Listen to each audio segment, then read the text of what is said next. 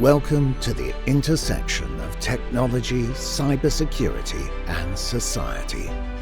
Welcome to ITSP Magazine. Knowledge is power, now more than ever.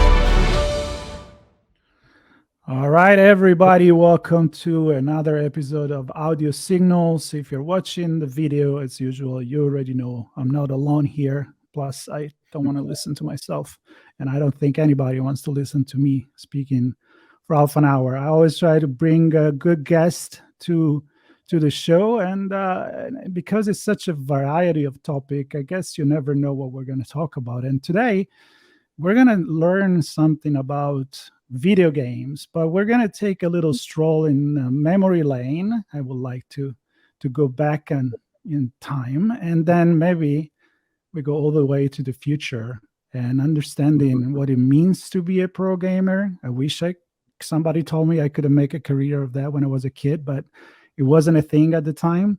But then I see that the first competition was in 1972, so I was actually a kid at the time, but I don't think it was that appealing for me. Anyway, stay tuned.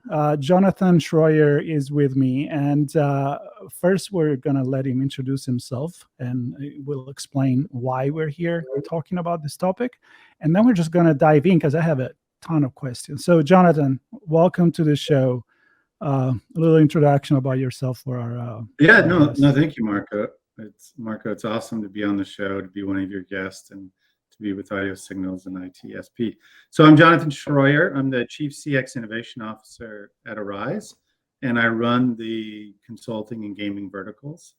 I started my own gaming services company called Officium Labs back in 2019, and then we sold it to Arise last year. And I started in early days of my career. I was with the original Xbox console. I had the very sexy job of being the forecast analyst for the call center back in 2001 for the Xbox console. And I remember the good old days of, I don't know if you remember this, Marco, where you get about five or six of the Xboxes, 5 or 6 screens, and you LAN connect them with wires in the same apartment, and you'd have a good game day. So it's good times. But thanks for an honor to be here, man. Yeah, when I was suggested to have you as a guest, I was like, I think a lot of people hear once in a while on the news, maybe about the gaming competition because it's become a sport. They call it, e-sport. There are arenas. I am kind of a witness, not exactly that side of the game, but I was actually in Las Vegas to the e-sport arena to watch a Capture the Flag event for the cybersecurity industry during Black Hat a few years ago. And I was blown away by the console and the big screen and the videos. It just blew my mind. So I'm like, I need to learn a little bit more about this. And let's start with what I said 1972. I just did a little research myself and how it was considered the first competition, I guess. I don't even know what they play, but how did we get to these apart from technology? Well, I mean, I think it's super interesting. So I think the first official competition was 1972, and kind of the winner of that got a year subscription to Rolling Stones. But what a lot of folks don't know is that in the 50s is when like competitive computer games started. So I think like in 1952 was the first one, and it was basically tic-tac-toe. That was the first kind of competitive computer game. And then like the first multiplayer kind of game was kind of 58, and it was called Tennis 2. Again, it's all very localized. It's the internet's not wide, right? And so I think what's interesting is as you kind of get into like the 80s, you start to see the consoles start to go across all of the world, not just Asia, but in Europe and in America. So you've got Nintendo, you've got Sega. Then in the 90s, you have PlayStation. Late 90s, Xbox, and early 2000s. But there is a pivotal point kind of in the 96, 97 timeframe, where a lot of the competitions that were happening like in the 80s and 90s were all, hey, we're all going to go to a room and we're going to compete against each other because we have no way to connect to one another outside of a physical presence. Where with 95 and 96, you started to, get the 28K, 56K internet connections, which allowed for, non-AAA type gaming competitions that you could, have competitions with each other. And then when the digital internet hit in the early 2000s, then it became possible for PC games to really start, to network and compete with each other. You saw it, more prevalently in Asia.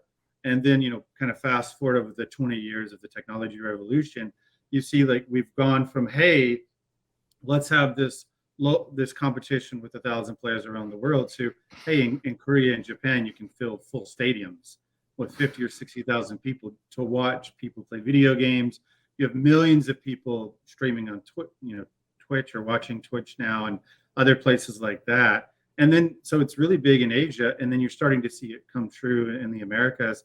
And what's kind of cool is you see these companies now that are being built up. A buddy of mine, he owns Gen.G, which is a esports company out of LA, and they basically recruit these professional gamers. They pay them, they sponsor them, and then they compete for much larger bounties than the Rolling Stones 1-year subscription. So let's talk about that, because I think the connection that you just made there, and the key, the pivot point was the connection, the speed, and the fact that the multitude of people could play heavy game. I mean, I'm thinking like online multiplayer from World of Warcraft and so far, and competing on race cars and shooters and all of that. But you said something that I think is the key of how you transform something from a competition between player to an economic phenomenon where sponsors come in and people enjoy watching this. Like, help me to understand, if you have an idea of how did this happen? Did people even expected that? Because for me, I don't know. I don't watch people play video game. I either play it or I don't. Well, I think it's an interesting maturation. So I think there's one pivot point, which was internet or connectivity, which you called out. The second pivot point was compute power and graphics, right? Which kind of hit kind of later in the 2010s, 2015s, where we really got super strong compute and graphic interface. And then you got, when you went to even the stronger internet connections, then you could send more information back and forth to now we have streaming games. But where it kind of started is in the early 80s and 90s, kind of when you're playing a game, you're trying to figure out like, hey, how do I win? Like Super Mario Brothers, whatever the game is, right? How do I win at this game? So you would engage in a community, right? And that community in the 90s was ICQ chat or something like that, right? Where these gaming communities are cropping up because you can all of a sudden talk to a gamer in Germany and Japan and Korea and the UK, the US, whatever, right? And so gamers love communities. They love to like hear what other people, they love to compete for sure, but they love to hear what other people are doing to see how they can improve their game. And so it's naturally kind of bred into the culture and the ecosystem of gamers to support and help each other. I mean, one of the most popular platforms for communities today is Discord.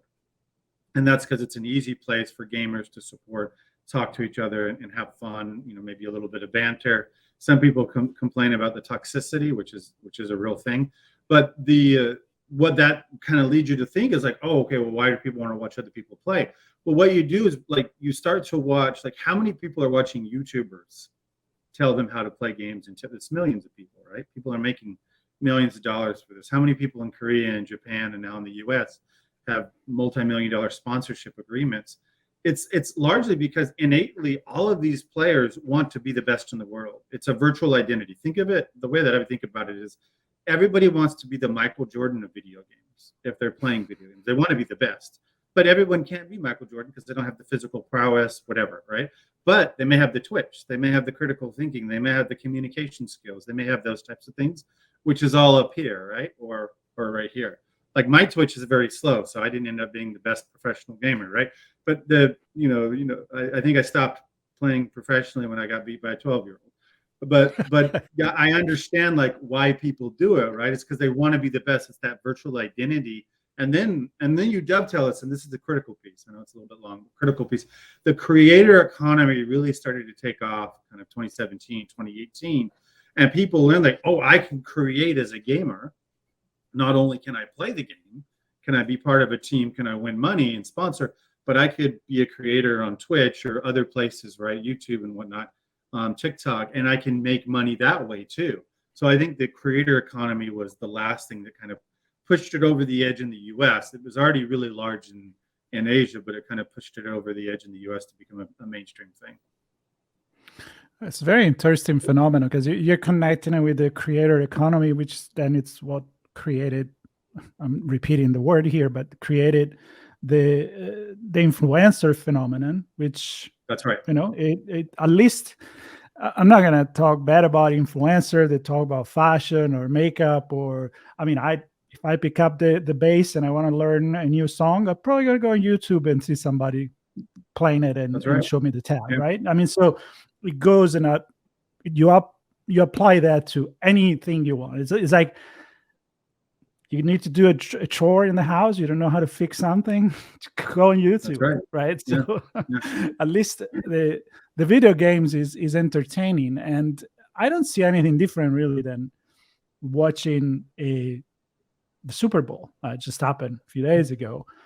I mean, you're now you can watch a very beautiful render universe, and maybe I'm just hinting on maybe going to virtual reality and metaverse at the end of this conversation, but I think that the evolution of the bandwidth power, the computer power, and the rendering, it's what probably helped the audience to come to watch it. Yeah, it's accessibility, right? And that was the key thing. It was always kind of there, but the accessibility made it kind of go more mainstream. And I also think when you think about, you've kind of touched on the creator economy a little bit, but when you think about taking the sport that we just, well, I don't know if we all watched it, but 114 million people, 1/3 of America watched the Super Bowl, right? Where more than 1 billion people play games consistently throughout the year, every year. I think the total number of gamers globally is 3.5 billion, right? So you have this really captive audience that is much larger than any professional sports audience globally. I don't know if it's as big as, FIFA and soccer globally, but it's a really big phenomenon where you have that many people interested in video games. And then even if you take just a small subsection of 3.5 billion people, 10%, you have 350 million people that are interested and watching other people play because they want to become kind of the best in the world. When you look at video game monetization, what you'll notice is the top 5 to 10% of players in the world, they spend 70 to 80% of the video game revenue globally, right? So it's not uncommon to be like, hey, I want to be the best in the world, because not only do I get this accolade of being the virtual identity of number one, but I get to be an influencer in some cases. I get to be a creator, or I get to be an esports player. In some cases, you get to be all three. And then when you think about being all three, then you touch on what you just talked about, which is the metaverse, right? Which is how are creators and gamers going to further be able to monetize and create their own fortunes inside of the metaverse? And there's like just huge opportunities there. Like in 2021, the metaverse had a valuation of about 59 billion. I did a post on LinkedIn today about this, my newsletter. And in 2030, it's projected to be 1.6 trillion. And a lot of the metaverse is going to be related to gaming, to blockchain, to creators, esports, and so forth. So it's going to be an interesting phenomenon to watch over the next decade.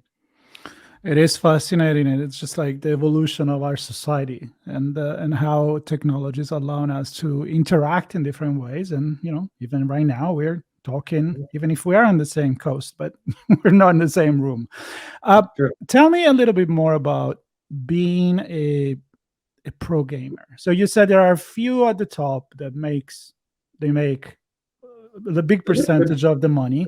I mean, they make good money. I mean, I think that you have professional gamers that are esports players. Like I know a number of them, from Gen G and other kind of teams out there. And they're starting, it's pretty cool because a lot of the universities are creating like an esports either certificate or a degree, and they're sponsoring teams and so forth. And then you have corporations that sponsor teams, and then you just have esports companies that sponsor, that kind of build the team. So you can make money, by winning. Well, first of all, if you work for an esports company, you can make a salary, right? So you're playing and you get a base salary, right? And then you get bonuses based off of how successful are your teams, what trophies do you win, what bounties do you win. You might be in a League of Legends competition and you're in the winning team and you get $2 million or $3 million, and then that gets kind of spread across the team and so forth. So there's a component of monetization that you make there. And then depending on how you set up your agreement with esports, some pro gamers also are allowed to do things on Twitch and other things like that. So Ninja, when he was on Twitch, he was making $90 million a year and so forth. And so there's a lot of really popular gamers. Not all pro gamers make that much money, but there's a lot of popular gamers that also can kind of monetize that through their audience. So in other words, they're monetizing the audience that follows them, right? And then kind of the third way that you can make money is through sponsorships, which is beyond kind of the kind of B2C. It's more of a B2B model. And so depending on how you set up your agreements with your esports company, then it'll also depend on like what sponsorships you can get and how you can monetize and so forth. But it's not too different from like, how do people in Hollywood make money? How do actors make money? It's not too different. It's really an expansion, in my opinion, of the entertainment industry. But it's almost making it like, hey, it's not that I think actors and actresses are more of the elite crowd, but it's much harder, I think, to get in on kind of a AAA movie, let's call it that, than it is to become an esports gamer and get really good at it and have a shot at going to these competitions and making money. You may not make 100 million, but you might make 500,000 a year or $1 million a year, right? And that's really good, for livelihood for somebody, I think. And in some cases, people may only make a couple $100,000 a year, but you get to play video games all day. And it depending on where you live, a couple $100,000 a year is great as well. Absolutely. I mean, I think you talk about the entertainment industry, but a lot of reference of actually comes to me in the sport. I mean, you mentioned Michael Jordan, and everybody wants to be that. Not everybody can be, but some people make a living by playing in a lower league, or I'm thinking soccer. You can play your entire life in the C level. You're not gonna be the Ronaldo, but you are still making good money for your family and retire and all of that. So that's really cool. But so let's use that parallel. Everybody wants to be the good sport athlete. Everybody wants to be the big band and the best guitar player out there, if you want to throw the music in there as well. But it takes some skills, right? Sure. So of course. I want to be a great golf player, but I'm not. I tried. I'm all right. What does it take to be a good video game player that can really look up and say, I could be at the top? I mean, I think there's a couple things to think about. I mean, a lot of the great pro gamers today, they didn't start playing video games last year, right? They've been playing since they were 9. They've been playing since they were 10, right? And now they're 18, 19, 20, 21, 25, whatever their age is, right? And so they've been doing this for like a decade, for 15 years. And a lot of that time has been unpaid. But essentially they've got a lot of experience on the different genres of gaming. And so like think of League of Legends, you think of World of Warcraft, even if you think of some of the sports games that are esports now, whether they're like EA Sports, 2K, or Asian sports companies and so forth, you get these players that they know how to play these games really well. And so the reason they know how to play is, one, is experience. So that's the first one. The second is they have enormous twitch. And what that means is their eye-to-hand coordination is super, super fast. So like we're talking about milliseconds fast. So when they see something on a screen in a millisecond, they respond. And so somebody that has that really fast eye-to-hand coordination is like, that's amazing. That's going to get you along with. The third one is like, what kind of community and relationships do you build to help you get on the teams? And that's what, when I talked earlier about gaming and community, it's really there's 3.5 billion people that play games, but a lot of the gaming companies are a little bit closer knit. So, and then a lot of the esports companies, the communities are closer knit. So how do you build those relationships with the players, with the sponsors and so forth? So building those relationships, I think, are super key. And then I think the fourth thing that you have to think about is like, what is your motivation for doing this? You know, do you want to be the best in the world? Do you want to make money? Do you want to be an influencer? You have to think about that, because I think communication skills and talking to your fans is a different skill if you're like on Twitch and sponsor versus like, hey, I just want to play games and get paid for it and do an amazing job. Well, maybe esports is it for you and you don't have to worry about your fans, right? So it kind of depends on which of the areas that you really want to focus on. Yeah, and kind of build your brand persona. That's right. Yeah. To extend it above and beyond just the skills, but also to crossing the entertaining. Can I entertain people? Can I? That's right. Can I do content that is sticky and become viral? So that's a really good point. Is you mentioned a few different kind of you talk about sport games, you talk about multiplayer universe and League of Legends. Mm-hmm. Statistically speaking, is it one of few categories that are more popular than other for people to watch? I'm thinking from an entertainment, not to play it, but to the audience to watch. I mean, I think it depends on geography. I mean, I think that obviously globally, multiplayer games, MMORPGs, those types of games are really interesting because they're really complex and they're difficult. And so they're not the easiest games to be successful at. And you really have to not only do everything I said, but really think about critical thinking, teamwork, and collaboration. Like in order for you to win a League of Legends tournament or World of Warcraft, I mean, that's almost synonymous, to winning the NBA championship or, to winning, the NFL or the World Cup in some cases, depending on the tournament, right? Especially if it's a global tournament, because those are so competitive and so challenging to win it. So you see a lot of the sponsorships and the big kind of bounties go to those in Asia and in the US. But you also see FIFA. I know FIFA has a huge following globally for esports. And because the physical sport is so popular, then the virtual sport, is really popular. And you think about FIFA, it's not only do they do esports, they have the game sales, but then they have the card games, the virtual card games, not physical card games, but virtual card games as well, which are competitive games online, which they may or may not always do on esports, but they're really competitive. And you can win a lot of money depending on what teams you have there. But then I think there's other games like that people love to watch and see tournaments. Like fighting games are really popular because they're quicker watches than watching in an MMORPG tournament.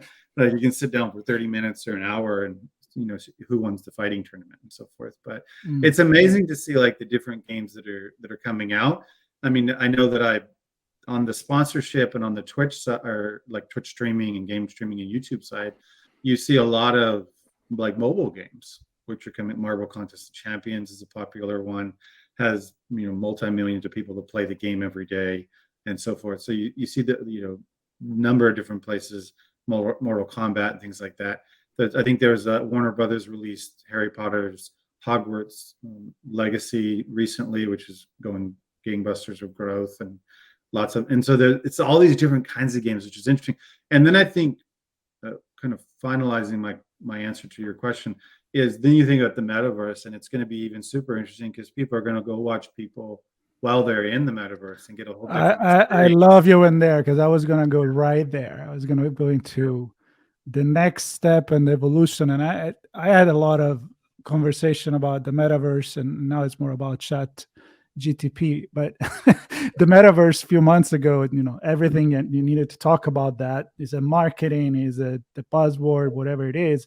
But the truth is that it's probably going to happen. So there is, the virtual reality element of it, which it makes me think about the application in music, like, they're testing that, right? Concert where you're going in the metaverse and you're watching a concert, you're first row, second row, whatever it is, you get in the backstage.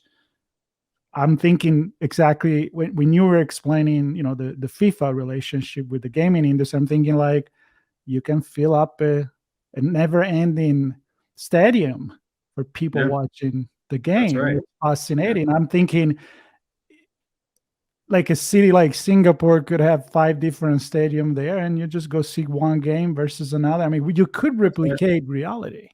Yeah. So I, let's I go mean, there. Tell me I, about the future.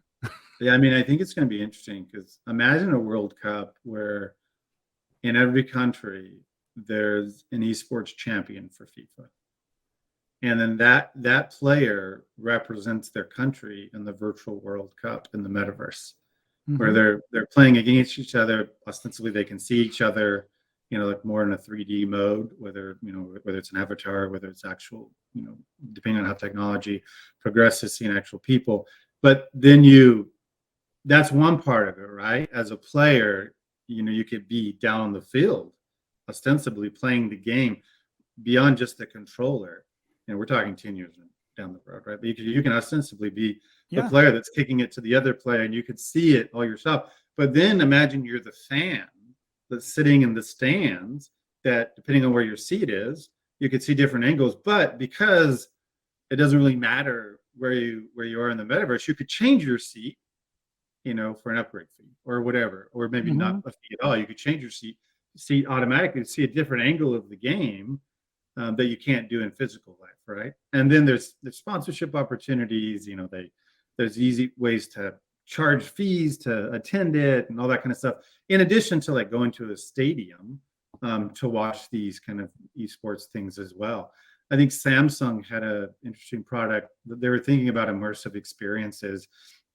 And they were trying to figure out in physical experiences, like how do you allow fans to see all the different angles of a physical sport from the television, right? But it's that same concept, but then you go 10 years ahead in the metaverse, and it's a completely immersive experience that where the things that we aren't even dreaming about today are going to happen in the next 10 to 15 years.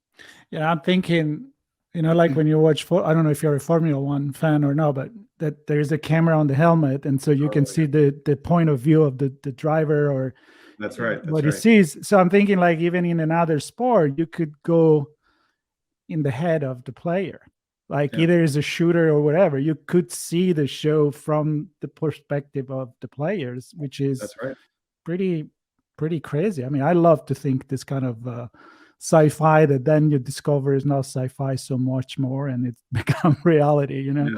It's and then if we take it, I totally agree. We take it to another angle. So you go to, and this is going to be like a niche angle, but still I think it's a fun one to think about. So you go to like a virtual sporting event in the metaverse, right? Well, what's outside of a physical sporting event?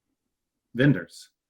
So then you have all of these vendors outside of the entrance, right, to the virtual stadium to sell you stuff, whatever it is, Nike shoes, Adidas, whatever the popular Italian, sports, maker is, whatever it is, right? The UK, the German, whatever it is. So you have all these vendors where you could do that, and then you flock in and say, well, then maybe they're selling NFTs. Maybe the way that I purchase it is using cryptocurrency, which is volatile right now, but in 10 or 15 years it'll be less volatile. And so it's kind of super interesting to think about virtual payments, virtual currency, virtual identity, virtual sports, and kind of pulling them all together. There's just so much opportunity, and that's why it's going to be a $1.6 trillion industry by 2030.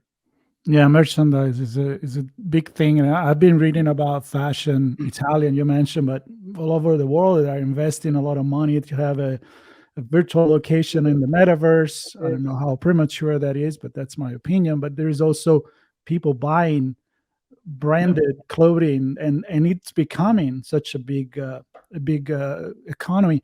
I want to finish with this actually, because I'm always trying to get in the head of the audience and wondering if they're not gamers, but they think about technology and economy, otherwise they wouldn't listen to this.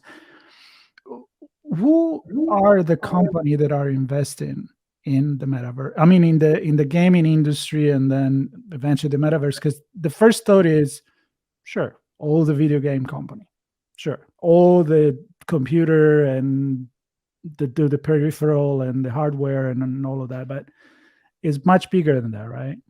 Yeah, I mean, if you look at the top 50 to 100 VCs globally, they've all got a stake in this, right? They don't all share like what their portfolio looks like, but everybody that is investing and thinking about how to get a huge return of investment on the metaverse, they may not know what it's going to look like in 10 or 15 years, but they're not going to not be on the wagon, if that makes sense. And so beyond just, the companies that are starting up, and the sporting companies, the gaming companies, entertainment companies, you got these venture capitalists globally, and all the big private equity firms are also investing in these things.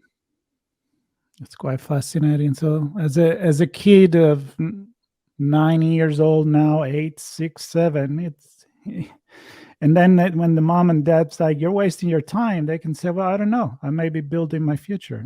I can't tell you how many parents reach out to me, because I consistently on LinkedIn and on Facebook, because I'm like, hey, I work in video games. I've been in video games for a long time.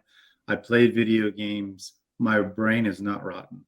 So this idea that obviously you're playing 20 hours a day as a kid, that's probably too much. But there's huge career opportunities in the video game space. And so I mentor these parents. I give them ideas on how to steer their kids, grow their kids in the right direction, to think about how to make this a career versus just becoming a video game junkie or addict or whatever, because you have to be careful, because it is a little addicting, right? It's fun. And so just like watching too much television can be addicting. Even like running too much, anything you do too much is addicting, right? Eating too much. So, but I think that if you can guide and mentor your children and give them the opportunities, it's going to be super interesting to see what the next generation of careers that come out of, the video game space is. Yeah, there is definitely another angle for the conversation, which is more psychological, and the addiction the industry that obviously is doing the game so that people come back. That you do that even when you do a TV show. How am I going to make them watch the 3rd episode or the 4th episode? It's always been like that. It's got to be entertaining, right? It's got to be interesting. So. Yeah, and it comes down to education and to looking at things not with fear, but try to understand it, which is always what I try to do in our conversation here. And I think we touch on a lot of different aspects, but I think it gives a pretty good perspective on what this industry is, and it's fascinating. I could definitely bring it to other angle, but I think for now we're gonna stop and go play a game or something. Sounds good, man. I love it. Let's go play some FIFA. I will not be the US because I won't beat Italy. But, well, I don't know. Italy didn't even qualify, so let us not go there. So I don't talk soccer anymore after that. No, honestly. Or we can go play a Dungeons and Dragons, and there we go. On a board game. Well, Jonathan, great conversation. It didn't disappoint me at all. I think we kept it alive. I hope the audience stayed engaged, and share with me any resource that you want to share with the audience, and they can find it in note for the podcast, and maybe a way to connect with you. I'm understanding LinkedIn maybe one of the best ways. I'm on LinkedIn, Insta, Twitter, YouTube, and TikTok. I all have the same handle. It's at Chief CX Officer. I do a lot of my written video game content on LinkedIn. I have a newsletter there as well. In fact, I just dropped like I mentioned earlier, a newsletter about the metaverse, but I frequently talk about video games and esports in my newsletter. You can reach out to me if you have questions, if you want to chat. I love to talk to people. It's a fun space to be in. I'll never complain being in the video game space. It sounds to me like one of the things that you wake up in the morning and it doesn't feel like a job. And that's a good thing. That's a really good thing. Well, Jonathan, again, thank you so much. Everybody listening or watching, stay tuned for other episodes. And you'll find everything about Jonathan in the show notes on the podcast page. And that's it for now. Stay tuned for another episode of Audio Signal on ITSP Magazine. Bye, Jonathan. Bye.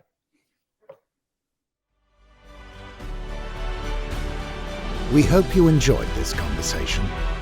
If you learned something new and this story made you think, then share ITSP Magazine with your friends, family, and colleagues.